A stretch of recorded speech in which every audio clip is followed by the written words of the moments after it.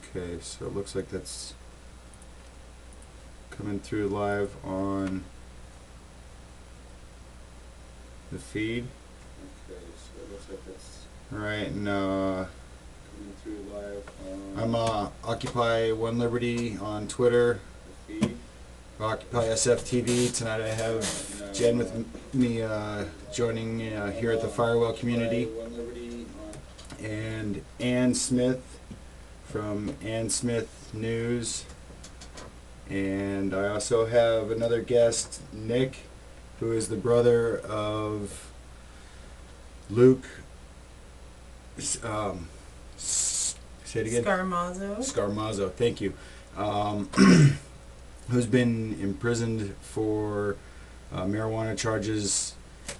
He was a distributor of a legal distributor of marijuana as a medicinal product in the state of California, and we're going to be talking to Nick, and we're waiting to hear back additionally from an advocate for people that need marijuana and grow it for medicinal purposes, McJ, and we're also hoping to hear from Luke from the prison and hear his side of the story. So I'd like to start off and welcome Ann and Nick. Thank you for joining us. Yeah, thank you. So I'd like to start off and welcome Ann. So, Nick, can you tell us, the listeners and the viewers, the story of what happened, kind of in a capsule? Sure. With your brother? Yeah, I was actually living in Hawaii at the time that Luke kind of ran the store. But he had basically opened up a store in Modesto, California, had a business license, paid quarterly taxes. I believe the store was open for approximately 14 months. It might be a little longer than that. And then, so he would check prescriptions with every client that came into his business, and then I believe he got rated on 9/27. I believe this September will be 5 years. You know, when you say rated, what do you mean? So so basically, the city was not wanting to renew his business license. So he had threatened to sue the city of Modesto. And Did they say why they didn't want him to renew? Yeah, I think they didn't realize his store was a medical store, medical marijuana store, when they initially got the license. And so that would be in the city of Modesto, that would be the only medical marijuana store? Correct. Oh my God. Okay, go ahead. Yeah, most of the stores at that time were on the Bay Area, closer to like Berkeley and San Francisco. Do I dare ask if Modesto has one now, or is it? Yeah, no, as soon as Luke got convicted, or as soon as the feds came in and shut him down, they passed a city ordinance or something saying that there could there could be a medical marijuana store in the city. Okay, so the feds raid him, and then the city doesn't want him because they didn't realize it was medical marijuana. Correct. They don't want to renew the license. Yeah, so he kind of, so he had threatened to sue the city, and then he was also doing a lot of like rap music, and was kind of an artist over the last 10 years. And so I think with the store, he was able to start to produce a lot more, and had cut an album and started to make a couple of videos. And I think in one of his videos, he had said, F the feds.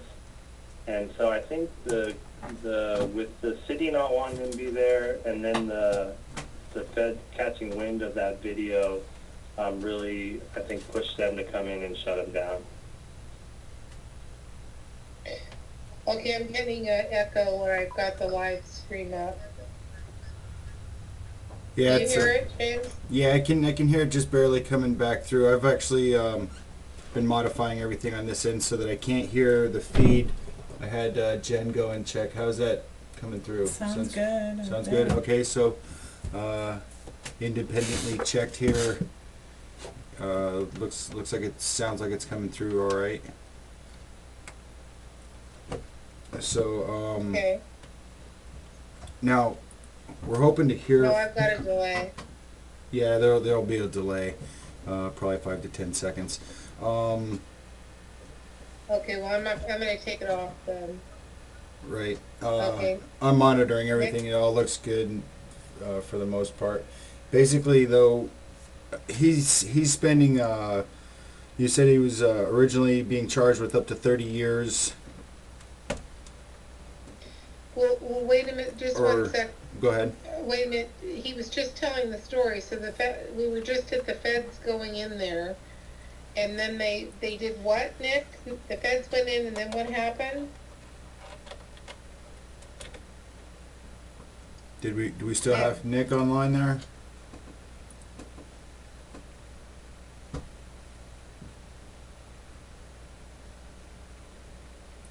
Apparently we lost Nick.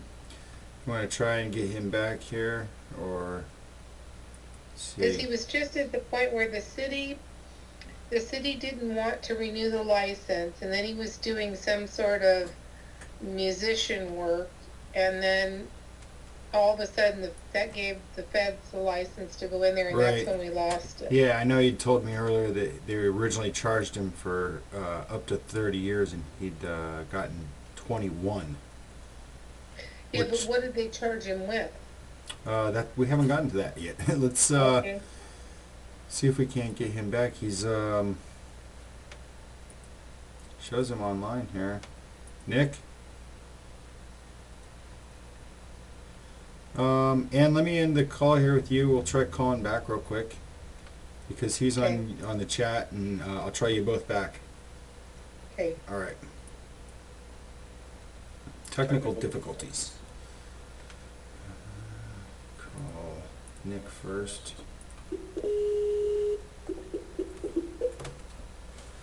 Try to keep the mic as far away from that as possible. Right. Maybe I should have you wear it. Get to wear the microphone. Thanks. Hey, James. Yes, Nick. Hey, I had Luke on the line, but I can't get through to either one of your numbers. Oh no. Okay, let me see here. So you have Luke on the line. I tried the 510 number and the 702.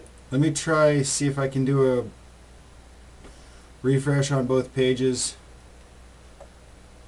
Okay. Maybe, I wonder if there's something that's being, you're trying to call from those numbers. Okay, so he can call you. And then while he's on the phone with you, are you able to Skype? Or No. Well, yeah, through the computer. through the Actually, computer? I just lost him, so You did, okay. let me turn off my computer real quick. You there? I'm still here. Oh. So let me see if I can get Ann back on the line with us here. Maybe if, let's see, why don't we try this? I'll get you and Ann through Skype. You can be on your computer, and he can you get a hold of him through your phone? And maybe speakerphone through your system to us?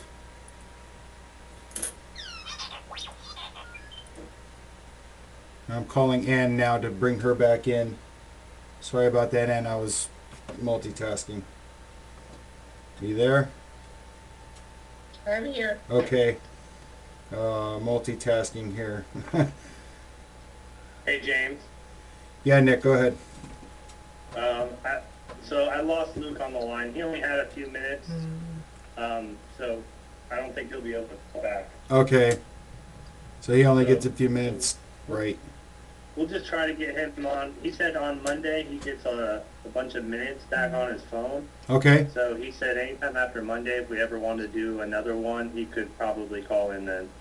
Okay, well, if between now and then we can schedule that, why don't we get back into what was happening at the time? Anne was on point for that, where we were Yeah, at. yeah, so Nick, you were just going into that he had done some musician work, and then, that the city, didn't want to renew his license, and so then, go ahead and pick the story up now, go ahead. Yeah, so he had threatened to sue the city and had a rap video, which you can see on YouTube, called The Businessman. And I think that really inclined the feds to come in and shut him down, having those two issues, the city and the not wanting to be there, and then, you know, having that music video. So let's see. So they came in on his daughter's birthday, which was 9/27, and shut him down. Said, like, we've been watching you for the last year. And then they put him on trial and had a criminal conspiracy. So, which is a mandatory minimum of 20 years. Basically, you have to have, like, I'm not sure the exact facts, but you have to have like 5 employees, committed the crime more than once, and there might be one other stipulation to get that to stick. And basically, he had over 5 employees, and they considered, you know, selling the medical marijuana, committing the crime more than once. And so it was basically a charge they used more for, like, the mafia and, like, drug trafficking, I believe. Was this And a at that jury time, he trial, was- or before the judge? I'm sorry, what was that? Was this a jury trial, or before a judge? This was before a jury trial. And the thing with the jury trial, he was unable to use any kind of medical marijuana defense, basically because the feds still considered marijuana as a class 1 drug and no medical value. And at that time, they also, he was the first one ever convicted or had charged with criminal conspiracy regarding a medical marijuana charge. And so the jury found him guilty, and then the judge sentenced him to 21 years. Yeah, so there was a little problem. They had to get rid of a juror because they had brought some news clipping or something of either a medical marijuana case or something. So that juror was thrown out, and they brought another juror in. And then the jurors had no idea of what the sentencing, how many years it would entail. And so after the conviction, 2 of the jurors tried to, I'm not sure what the exact term is, but tried to basically plead that, you know, the sentence that didn't fit the crime and, you know, stuff like that. Tried to do what they could to get a change. So this was 5 years ago? Yes. So now like I said, it'll be 5 years in September, I believe. So with the change in attitude and I think the maturity of people and government with medical marijuana, will that help in terms of where is it at with trying to get him out or reduce the sentence?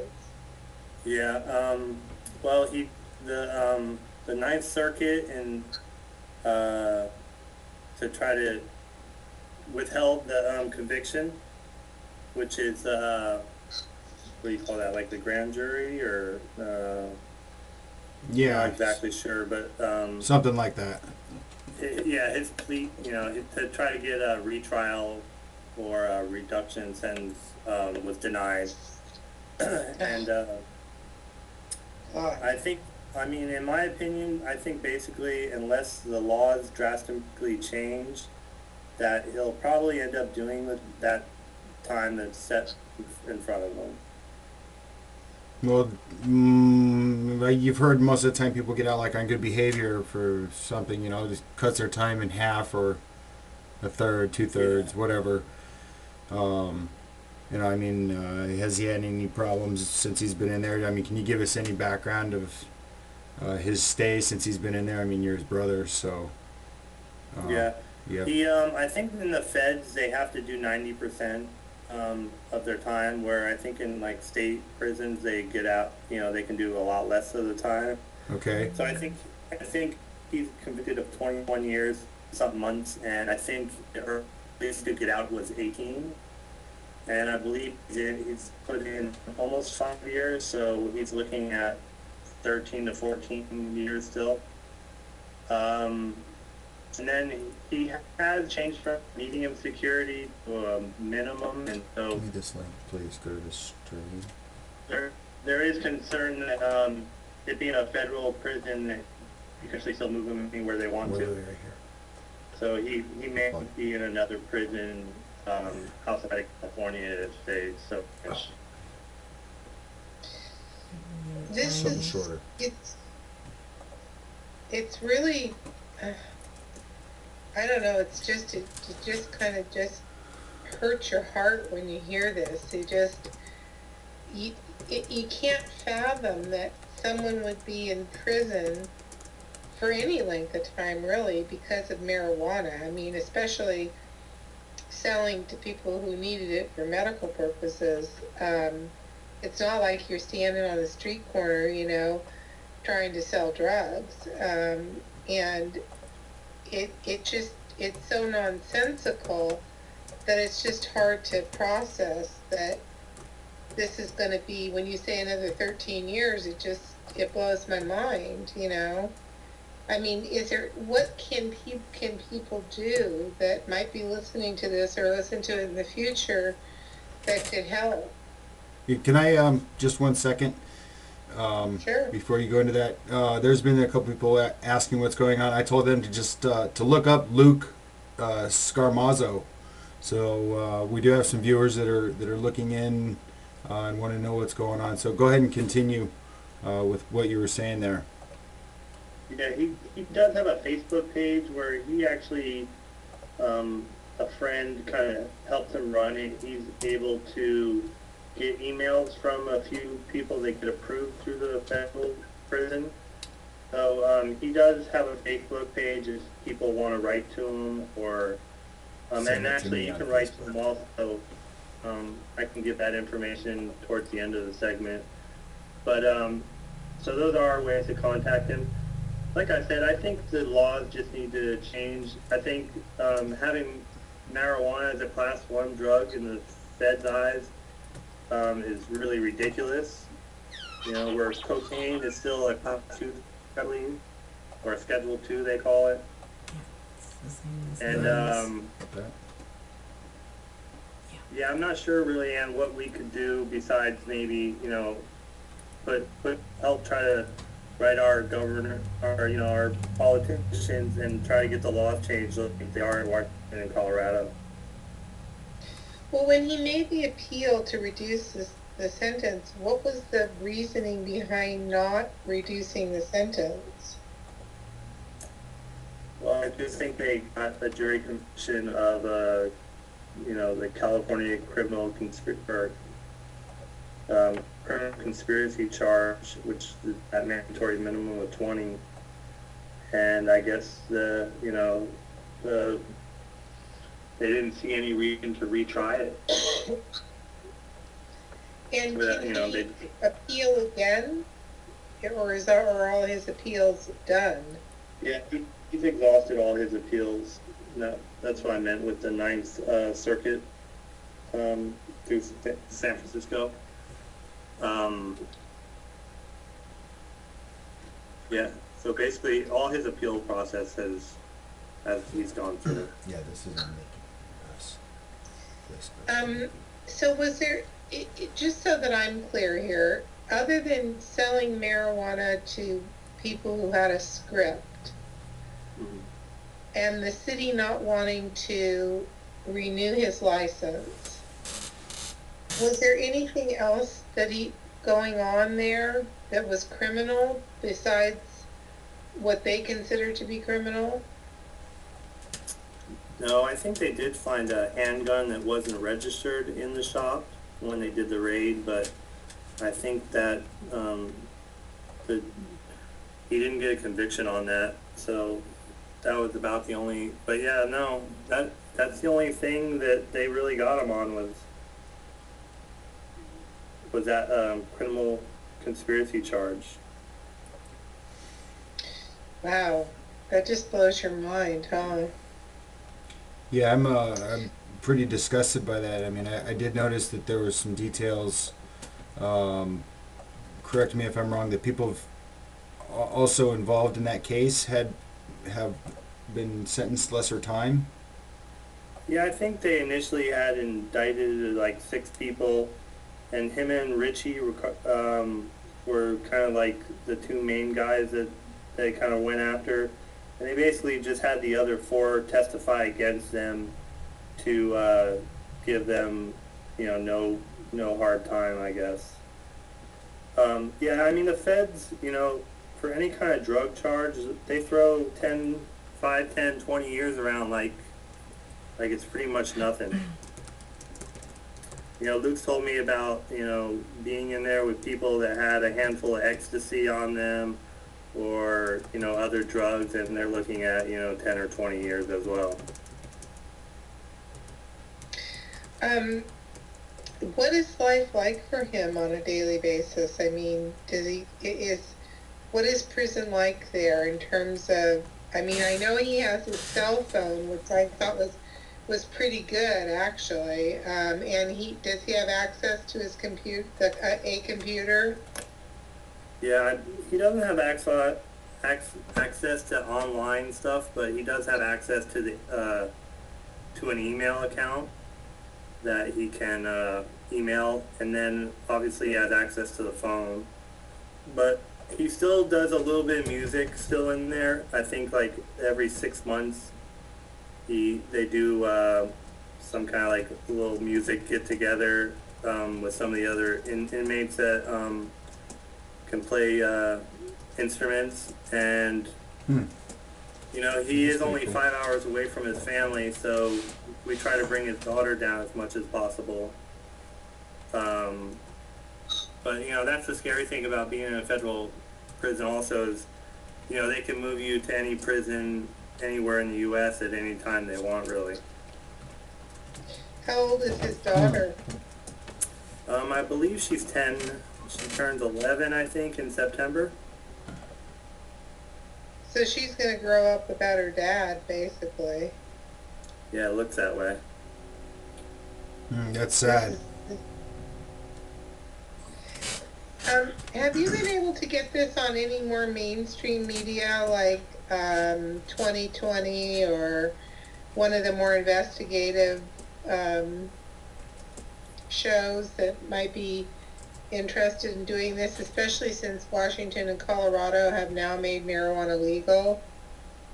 Yeah.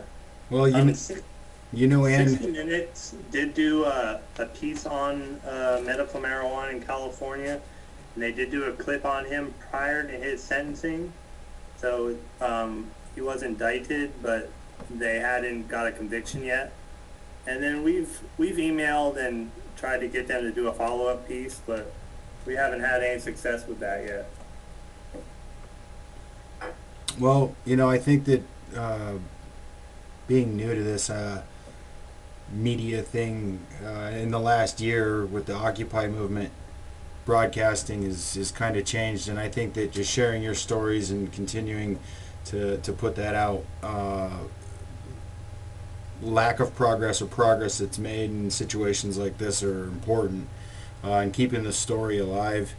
A lot of people say, oh, that's old news. Yeah, but that person's still in prison for something that's absolutely ridiculous to be in prison for, and they should be freed, just like any other political prisoner that's done something, like Bradley Manning, for example. I mean, I could go into a list of names, but that's not what I'm here to talk about on this right now.